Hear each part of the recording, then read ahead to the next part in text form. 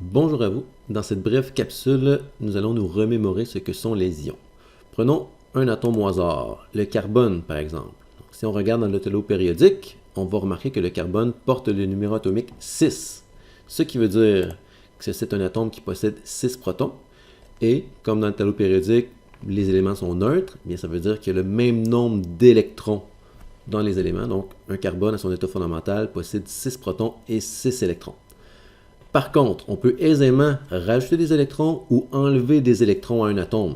De sorte que si on a un carbone ici qui aurait 6 protons mais qui aurait seulement 5 électrons, donc dans ce cas-ci, il y aurait un électron de moins que son nombre de protons, et on sait que les protons sont chargés positivement, les électrons sont chargés négativement.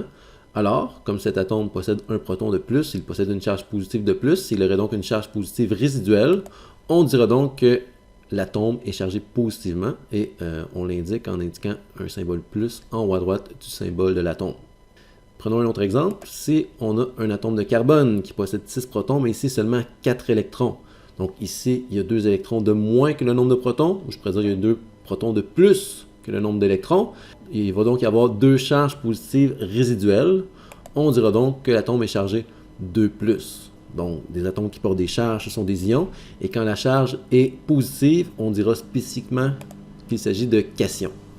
Maintenant, si on prend un exemple où on a un carbone qui a 6 protons et 7 électrons, donc un électron de plus que le nombre de protons, il va donc y avoir une charge négative résiduelle. On l'indique en présentant le symbole moins ici en haut à droite du symbole. Donc le carbone possède une charge négative.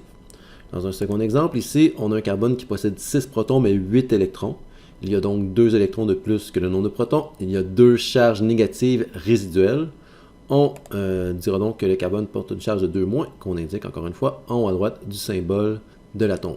Les atomes qui portent des charges négatives, on peut dire que c'est des ions, mais plus spécifiquement, on va dire que ce sont des anions. En conclusion, tout atome ou groupe d'atomes qui porte une charge est appelé ion.